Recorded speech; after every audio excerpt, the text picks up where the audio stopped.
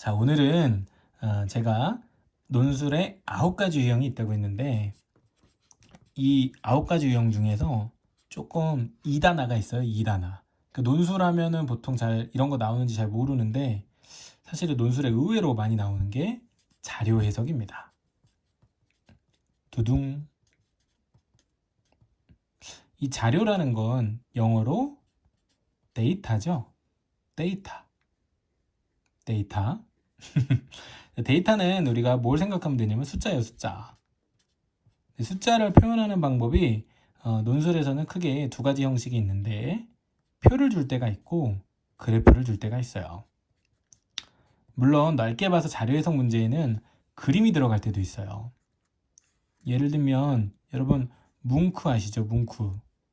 여기다가 이렇게 손 이렇게 해가지고 이렇게 하는 거 있잖아요. 뭉크. 이런 게 이제 논술 문제에서도 나오기도 합니다. 근데 이런 건 이제 오늘 안 다룰 거예요. 이건 그냥 여러분들이 알아서 하세요. 자, 근데 이 숫자를 다루는 표와 그래프 문제. 이거 이제 예를 들면 고등학교에서는 사회문화 같은 과목에서 많이 다루기도 하는데 논술에서도 굉장히 많이 다루고요. 논술게 사실 좀 더 어려울 수도 있어요. 왜냐면은 사회문화에는 보기가 있거든요. 근데 논술은 보기가 없어요. 좀 힘들겠죠? 자, 우선 여러분들 일단 마인드부터 잡고 갈게요. 표나 그래프는 다 자료입니다. 이 자료를 해석하라는 말은 표와 그래프에 담겨 있는 숫자에 뭘 보라고 하는 거냐면 의미를 찾아내라는 거예요. 근데 의미가 안 써 있겠죠? 그러니까 내가 끌어내야 돼. 의미 도출한다. 이게 바로 뭐냐면 해석이에요. interpretation. 맞나? 모르겠다. 자, 그래서 데이터를 해석하는 것, 의미를 도출하는 것. 이게 바로 자료 해석입니다. 자, 근데 표랑 그래프는 형식이 달라요. 표는 어떻게 생겼어? 이렇게 생겼죠? 이렇게 돼서 여기 숫자 막 써 있고 막 이렇게 막 그런 거 있잖아요. 여러분 뭐에서 많이 봐? 성적표. 꼴 보기 싫죠? 자, 근데 그래프는 어떤 거예요? 뭐 이런 거예요. 이것도 뭐예요? 성적표. 성적이 막 하락하고 있죠? 이것도 보기 싫을 거예요. 그러니까 사실 내용이 똑같다는 거예요. 형식만 다르지.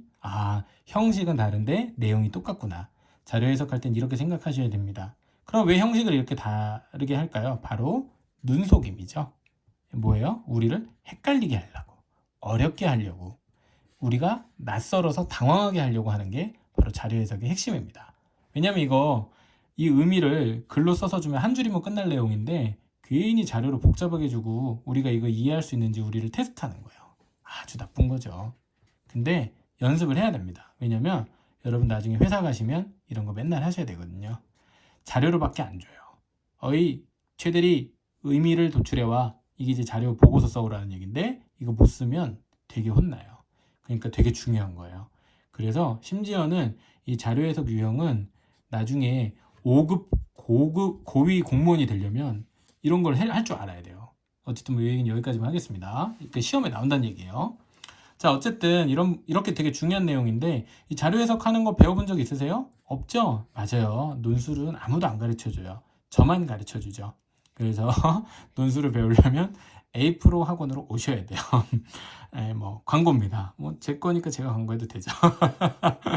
자, 근데 이러한 과정에서 이 자료 해석을 제가 이제 나름대로 풀이 방법을 한번 정리를 해봤어요. 이건 진짜 약간 야매일 수도 있는데 왜냐면 이제 뭐 누구도 방법이 없더라고요. 근데 제가 그래서 피셋이나 뭐 여러 가지 자료도 다 찾아보면서 자료에서 방법론을 다 공부를 했는데 사실 제 마음에 드는 건 아무것도 없었어요. 그래서 제가 그냥 정리를 해봤습니다. 제가 단순하게 몇 가지를 말씀드릴 텐데 이 원칙을 따라 하시면 그래도 논술에서 자료 해석하는 정도 수준은 충분히 잘 하실 수 있어요. 자, 한번 그러면 자료 해석의 원칙 제가 수업 때 가끔 하는 건데 오늘 설명을 드려보겠습니다. 먼저 첫 번째, 자료 해석은 자료와 해석을 구별해야 됩니다. 이게 뭔 소리냐? 보통 여러분들이 자료를 객관적으로 관찰하고 그 특징을 정리하지를 않아요. 그냥 뭐부터 하냐면 바로 해석부터 하려고 해요. 이런 망해요. 자료를 보고 해석을 해야 되는데 해석부터 해서 때려 맞추려고 그래요. 자, 예를 들어 볼게요. 자, 여러분 이게 월급 그래프입니다. 어때요? 기분이 좋은가요? 나쁜가요? 월급이 올라가는데 엄청 좋죠. 와우! 막 이렇게 되는 거잖아요. 그런데 저는 싫어요. 왜? 저는 사장님이거든요. 회장님이야. 무슨 얘기냐면 월급이 많이 올라간다는 거는 내 주머니에서 돈이 오히려 빠져나가는 거예요. 그 뭐냐면 해석은 보통 좋고 싫음, 나쁨과 같은 가치 판단 내릴 때가 많은데 사실 상황도 어떤 건지 정확히 모르면서 이게 그냥 맞다 틀리다 좋다 나쁘다 이런 거를 너무 섣불리 결정 내리면 자료가 보여주려 했던 풍부한 의미를 잊게 됩니다. 그래서 여러분 자료 해석은 무엇보다 객관적 특징부터 정리해 놓고 들어가셔야 돼요. 꼭 기억하세요. 해석은 나중에 하겠지만 자료는 특징부터 정리하는 게 우선이다. 그럼 어떻게? 마치 눈으로 보듯이 글로 묘사한다. 이렇게 생각하시면 돼요. 두 번째입니다. 자, 자료를 그 특징을 정리를 하신다면 자료의 특징은요. 이렇게 보시면 돼요. 우선은 큰 것에서 작은 것으로. 아이고, 틀렸다. 작은 것은 소자가 이거죠. 제가 요새 한자를 많이 안 써서 대에서 소로. 그러니까 큰 특징에서 작은 특징으로 간다. 이렇게 보시면 돼요. 또 하나는 제가 오늘 한자를 많이 씁니다. 아는 게 이게 다예요. 바깥외, 외부에 있는 거. 저는 이거를 형식이라고 얘기를 할 건데 요거는 내부에 있는 걸로. 자, 이거는 시선의 방향을 의미합니다. 자, 무슨 얘기냐? 여기서 이걸 다시 볼게요. 자, 여기 표가 있다고 하면 표의 외부는 어디죠? 여기예요. 내부는 여기죠? 여기 보기 전에 요 바깥에 있는 것부터 잘 봐. 제목, 여기 이제 가로 세로 축에 뭐 써 있는지, 여기 단위 여기 어떻게 있는지, 밑에 각조 혹시 없는지 이런 거 잘 보라고. 본 뒤에 안으로 들어가야 돼요. 안에 있는 숫자를 먼저 해석하려고 하지 마요. 왜?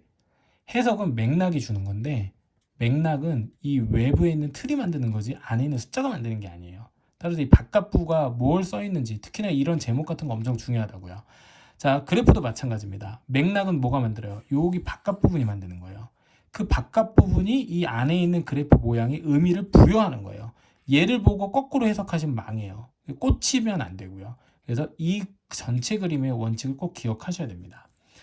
그 다음에 큰 특징은 항상 핵심 특징이기 때문에 예를 들면은 뭐 전체적인 경향 아니면은 전반적인 특징 아니면 핵심 특징 뭐 이런 말들이 어울리는 내용을 한 개 딱 찾기를 바랍니다. 왜냐면 핵심이 두 개면 이상하잖아요.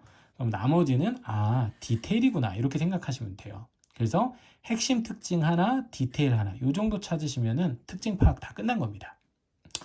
자, 그러면 이 특징을 파악하셨으니 특히나 그 외부적 형식의 논리를 잘 이해하셨다면 다음으로는 이 자료 해석 자료가 보여주는 그 내용을 그 이제 진짜 본격적으로 해석을 하셔야 될 때가 되는데 내용을 어떻게 해석을 하냐 내용이 담긴 의미를 도출하는데 자 이거지 아주 꿀팁입니다.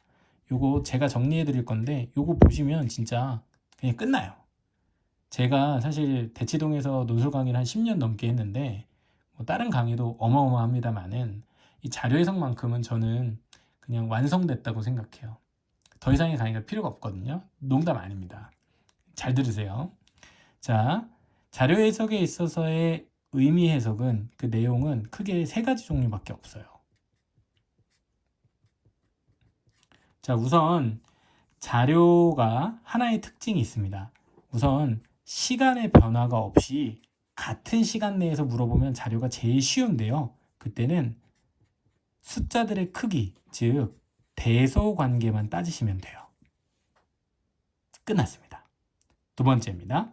만약에 시간의 변화가 있다. 뭐 예를 들면은 한 2000년부터 2020년까지의 숫자를 주고 나한테 뭔가를 해석하래. 그러면 크기가 유지되지 않고 변하겠죠. 따라서 이것은 고정된 시기의 크기, 대소관계가 중요한 게 아니라 하나의 추세, 즉 증가 또는 감소를 보는 겁니다.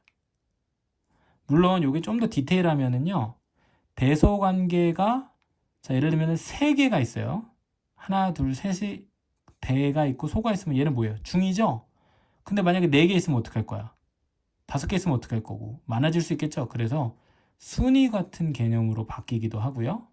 혹은 평균 대비 크기를 물어볼 때도 있으니까 참고하세요.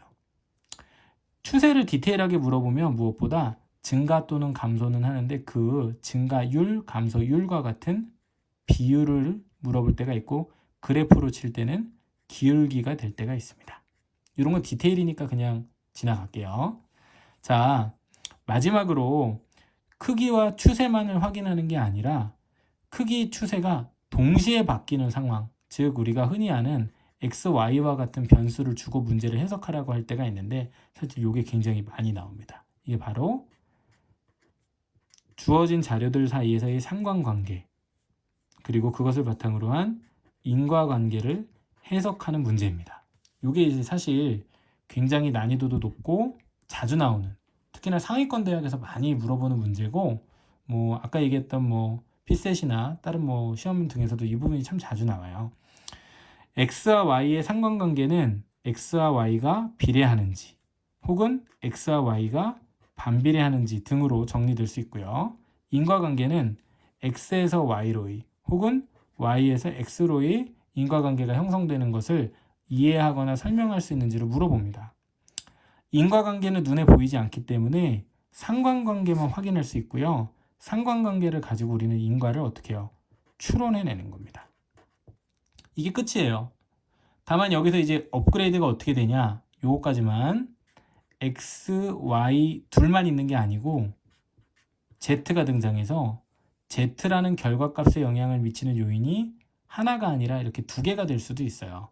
두 요인 중 어떤 게 더 중요한지 둘 다 과연 영향을 끼치는지 뭐 이런 식으로 문제가 날 때가 있는데 이거는 상당히 난이도가 높은 문제입니다. 그 상위권 대학에서 좀 많이 나오는데 일단은 너무 어려우면 패스. 자, 정리를 해보겠습니다. 내용이 많네요. 자료 해석인데요. 자, 이쪽 위에서부터 설명드렸던 내용들 잘 기억하시죠? 자료 해석은 표나 그래프에 담겨있는 숫자의 의미를 해석하는 과정이고요. 그 원칙은 보시는 것과 같습니다. 자료를 해석하는 과정은 이러한 절차들을 거쳐서 쭉 이끌어져야 되기 때문에 항상 이 원칙을 기억하시는 게 중요해요. 그때그때 해석만 해내려고 하지 마시고 자료를 해석하는 이 습관을 터득하셔서 어떤 문제, 어떤 형식의 눈속임이 나오더라도 언제든 풀어낼 수 있는 안정적인 실력을 갖추시길 바라겠습니다. 네, 그러면 자료 해석 강의는 여기서 마치도록 하겠습니다.